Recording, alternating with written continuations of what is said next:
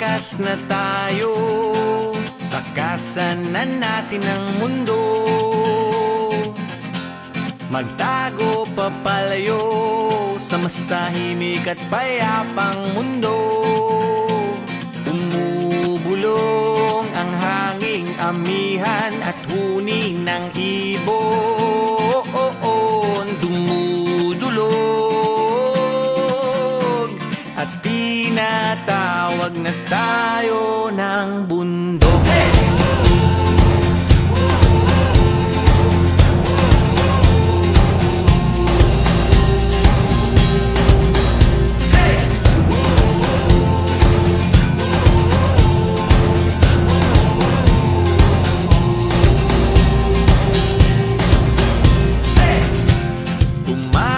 Na tayo, palayo sa maraming tao. Tumiwalay at magtago sa maingay at malabong mundo.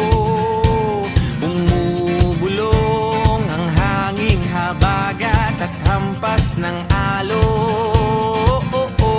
Dumudulog at niyayakag na tayo ng karagatan.